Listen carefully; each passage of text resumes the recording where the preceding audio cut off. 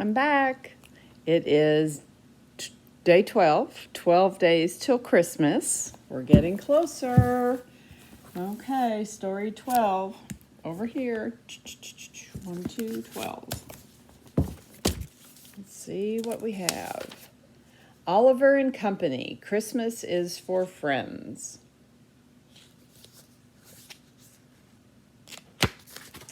Christmas is for friends. Okay.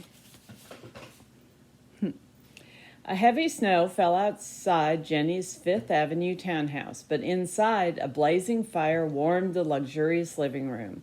"Look," Oliver sang, "Jenny, we're going to have a white Christmas." Oliver looked up sadly from his cushion by the fireplace. Jenny sat next to him. "What's the matter, Kitty? Don't you feel well?" Oliver let Jenny pet him and scratch under his chin, but soon he settled back onto his cushion. "I know what's the matter," said Jenny as she reached for a photograph. "You miss your friends." Although they had promised to visit often, Oliver's friends from the barge, Dodger, Einstein, Tito, and the rest, had not been around in a while. Oliver knew they were probably busy helping Fagin make a living, so Oliver's only animal company came from Jenny's poodle, Georgette, who, although friendly of late, was too snotty to be much fun. "I know what I'll do," thought Jenny. "I'll throw Oliver a Christmas party. That will cheer him up." Her parents were staying with relatives in Europe for the Christmas holidays. With no one around but the staff, Jenny could use some company herself. With the help of Winston, she wrote an invitation to Fagin and the rest of Oliver's friends. Winston printed it with fancy writing on a parchment scroll. "To Messrs. and Miss Fagin, Dodger, Rita, Einstein, Francis, and Tito, the pleasure of your company is requested for dinner on Christmas Eve, December 24th at 6 o'clock in the evening. RSVP, black tie optional." Winston tied the invitation with a gold ribbon and delivered it to the barge. He found no one at home, so he tied it to the doorknob. Fagin was delighted with the invitation and read it to his friends, who leaped and yipped at the news.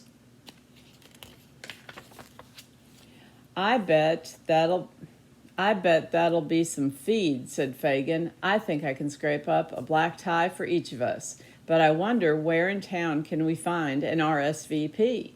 Jenny, Winston, and the staff set about preparing a magnificent Christmas Eve dinner. Roast beef, roast goose, roast potatoes, and lots of puddings and pies. Winston called in the florist, who draped the walls and the staircases with garlands of holly, all ablaze with white twinkling lights. Then they erected an enormous Christmas tree hung with gold and silver baubles and delicious dog bones around the bottom. Jenny went to dozens of stores buying gifts for the Christmas Eve guests. Oliver was delighted to see Jenny with her arms overflowing with gifts. The thought of seeing his old friends made Oliver very happy. On Christmas Eve, everything was ready. "I hope they'll come," said Jenny, looking a little worried. "They didn't RSVP." At that moment, 6 o'clock on the dot, the bell rang. There at the door were Oliver's 6 friends, each wearing a black tie. He was beside himself with joy. Oliver and the dogs chased one another around the room, unable to contain their excitement. All the guests enjoyed the elegant dinner. Little was left but a pile of bones. Afterward, Jenny sat everyone around the tree and handed out her gifts: a handsome pocket watch for Fagin, a sausage string for Dodger, a small wicker basket with a lid for Tito to put his tools in. Francis opened a videotape of Shakespeare's plays, and Einstein received a comfy pillow for his bed. Rita and Georgette opened their packages and were overjoyed to receive beautiful handmade sweaters.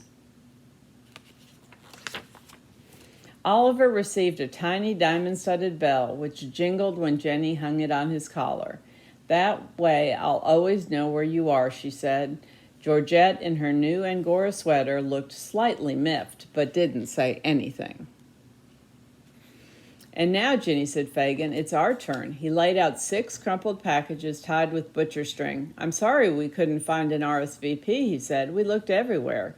Jenny tried not to giggle. Then she opened the first package. How nice, she exclaimed. Her friends had gone to a lot of trouble to give her a cuckoo clock with an exquisite bird, but no chime. She also received a beautiful book of fairy tales with a tape cover, a picture frame with no glass, a one-armed doll who had beautiful eyes, a string of beads with no clasp, and a satin purse with a hole in it. How lovely, she said. She meant it, too. 'Twasn't much. Fagin looked down at his scuffed shoes. We found them all in the trash. I didn't figure you'd spend so much on all of us. Christmas isn't a spending contest, laughed Jenny. I love my gifts. They're all so unique, and I do love, she got no further because with a crackling blue flash, every light in the house went out. Speaking of surprises, said Fagin, all these Christmas lights have blown a fuse. Been there, done that. I'll try to find a flashlight, said Jenny. She groped her way around the marble floors. Thump! Jenny bumped into a table that held one of her mother's prized vases. Whoa, she said as she fell to the floor. Are you hurt? Called Fagin through the darkness. I don't think so, she said. Don't move, Jenny, said Winston. There may be broken shards around you. While Fagin and Winston tried to find Jenny, Tito, the electrical wizard, sniffed out the faulty fuse, and within minutes the room was once again aglow. I'm all right, said Jenny, and thank goodness, so is my mother's vase. I'm glad about the vase, said Fagin. Nice catch. But I'm even more glad that you're in one piece. Thank goodness you all were here, said Winston. We might have spent our whole Christmas in the dark. Thank goodness you all were here, Jenny repeated, because I can't imagine Christmas without you. That was very nice. See you next time.